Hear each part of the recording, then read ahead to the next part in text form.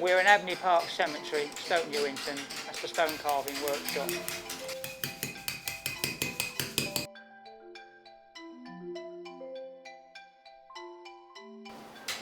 My name is Nigel Mantel. I'm just a coordinator here and helping out, teaching them stone carving on a few hours a week, mainly on a Thursday. Me, I've been stone carving about 9 years now. At the moment I'm working on this piece of work by Eric Gill. Eric Gill was a famous letter cutter and carver back in the early part of the century, up to the 40s. And you see a lot of his work all over London, notably the piece on Broadcasting House, Prospero and Ariel. So I'm sort of depicting something that he done called the Divine Lovers.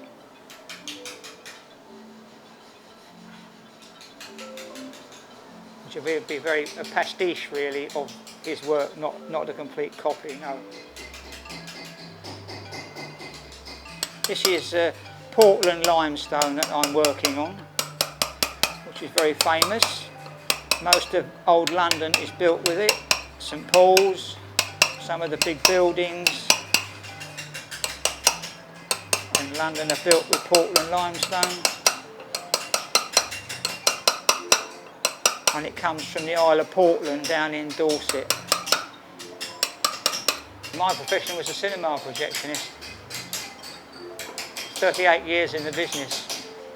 And I started out as a trainee and I worked up to a chief projectionist within about 5-6 years. I worked for 38 years in the business.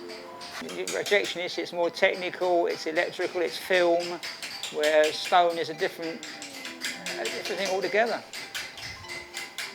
But it all comes into art, I suppose, because film is art.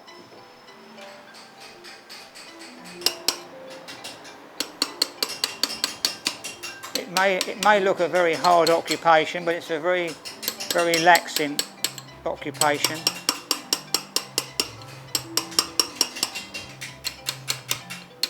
With stone carving, if you make a mistake, I'm afraid there's no putting it back on again. That is it.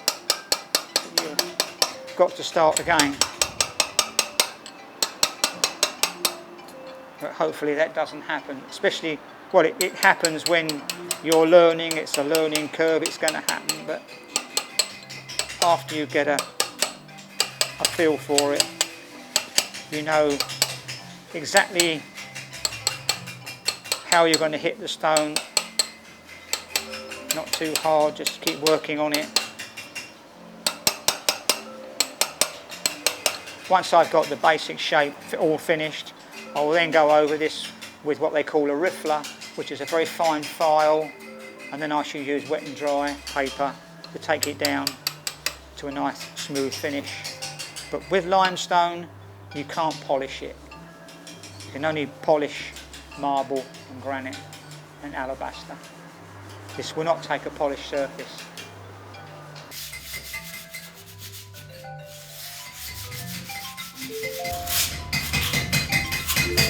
How long have you been working on that?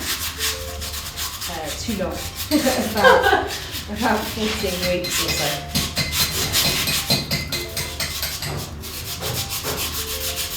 And where will that go ultimately? Probably in the back garden.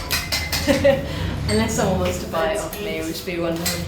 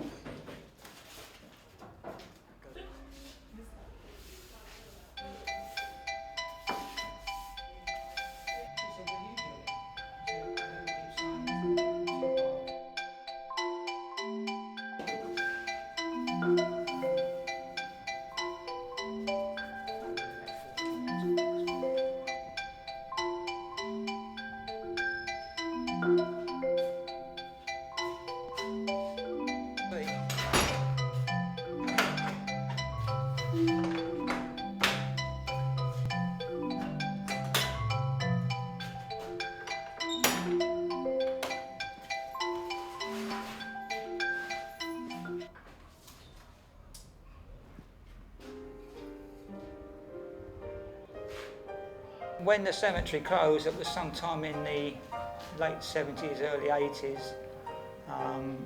It was closed up completely for quite a long while.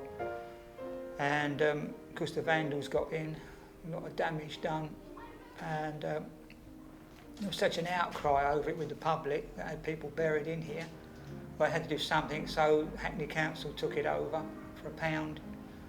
And there was a trust set up to run the cemetery. Hackney's, they still run it, but of course when the chances came, the lodges were all burnt out, and the chapel was a wreck, the roof was all leaking in there, and had to do something, so they'd done them all up, remodelled all the front out there, the paving.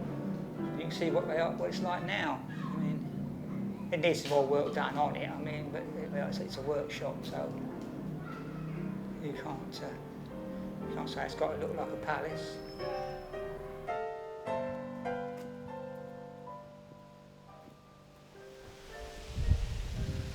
This is the chapel, designed by William Hoskins and built by John Jay, a builder and stonemason.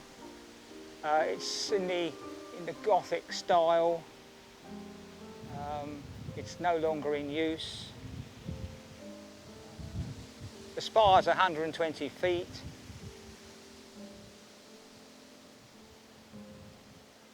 Not much else I can say about it at the moment.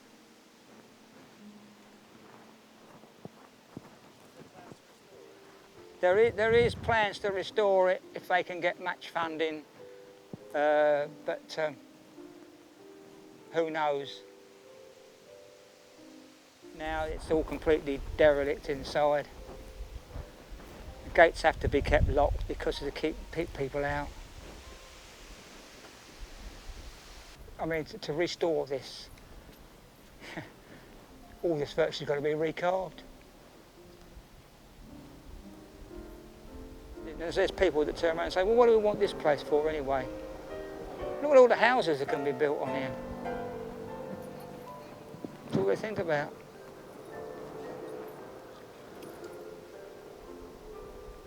Because property developers, it's a prime, anything like this is a prime site. I mean. Well, that's the war memorial for the First and Second World War. And as you can see, as you go in up between the steps, there's an alcove with half an arch.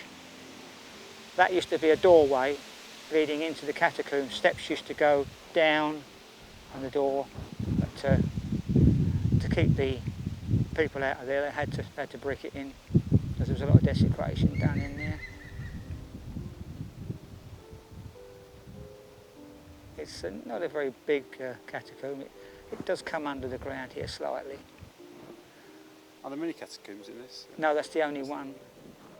You can just about make out where the gate used to be, fixed on these two pins, and where the steps used to go down in the doorway of the catacombs, which is now been bricked in. And on one corner of the cemetery there is what's called Dr. Watt's mound. It was like a round seating area with a tree, and he used to sit there and he used to do his writings.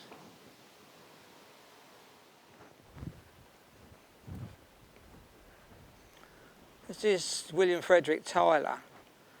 He was part of the Metropolitan Police, and he was killed doing his duty on the 23rd of January 1909. There was a wages snatch in Tottenham at a rubber factory, and him and another policeman and some bystanders chased the two. They were actually anarchists across the marshes. PC Tyler was fatally shot in the pursuit, and the other people were injured, but there was a little boy by the name of Ralph Jocelyn. He was killed by one of the assailants, and Ralph Jocelyn is buried just over at the back behind this tomb here. Sadly, this was vandalised 2 years ago. The police helmet and the cape it's lying on was smashed to pieces. Luckily, the rest of it didn't get damaged. The helmet and the cape was replaced by a local stonemason. He recarved the whole thing. But only when he went to carve it, he couldn't get a police helmet that was the Edwardian. They're all modern. So he had to go to the Police Museum and they let him photograph one. They wouldn't let him have it. So he recarved the whole helmet and the cape because the other one was so badly damaged. But I think whoever vandalised this had something against authority, against the police, otherwise they wouldn't. It stood there all these years from 1909 and they've even survived the war.